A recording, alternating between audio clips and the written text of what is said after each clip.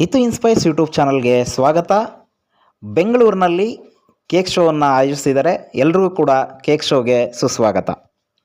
ಮೈಸೂರು ಮತ್ತು ನಾಲ್ವಡಿ ಕೃಷ್ಣರಾಜ ಒಡೆಯರ ಥೀಮ್ ಇಟ್ಕೊಂಡು ಬೆಂಗಳೂರಿನಲ್ಲಿ ಕ್ರಿಸ್ಮಸ್ ಹಬ್ಬ ಹಾಗೂ ಹೊಸ ವರ್ಷದ ಸಂಭ್ರಮಾಚರಣೆಗೆ ಒಂದು ಕೇಕ್ ಶೋನ ಆಯೋಜಿಸಲಾಗಿದೆ. ತುಂಬ ಖುಷಿಯಾಯಿತು. ಯಾಕಂತಂದರೆ ನಾಲ್ವಡಿ ಕೃಷ್ಣರಾಜ ಒಡೆಯವರು ಆಧುನಿಕ ಮೈಸೂರಿನ ನಿರ್ಮಾತೃ. ಇವರು ದೂರದೃಷ್ಟಿ ಉಳ್ಳವರು.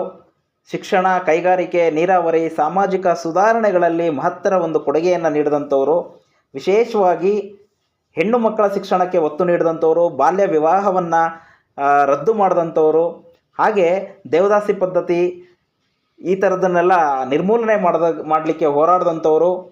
ಸೊ ಇಂಥ ಒಬ್ಬ ಉತ್ತಮ ಆಡಳಿತಗಾರರ ಒಂದು ಹಿನ್ನೆಲೆಯನ್ನು ಇಟ್ಕೊಂಡು, ಥೀಮನ್ನು ಇಟ್ಕೊಂಡು ಮೈಸೂರು ರಾಜವಂಶಸ್ಥರ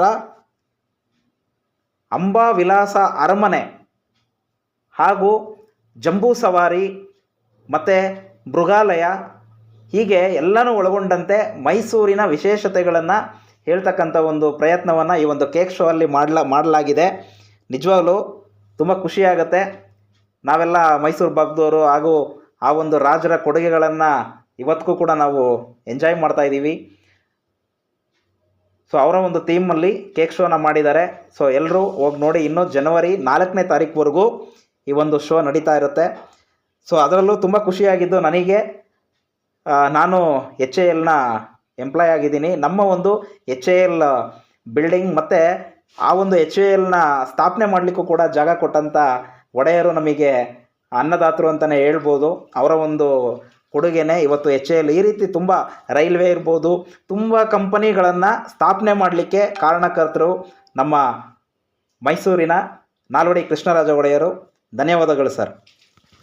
ನಾಲ್ವಡಿ ಕೃಷ್ಣರಾಜ ಒಡೆಯರು ಸಂಗೀತದಲ್ಲೂ ಕೂಡ ವಿಶೇಷ ಆಸಕ್ತಿಯನ್ನು ಹೊಂದಿದ್ದವರು.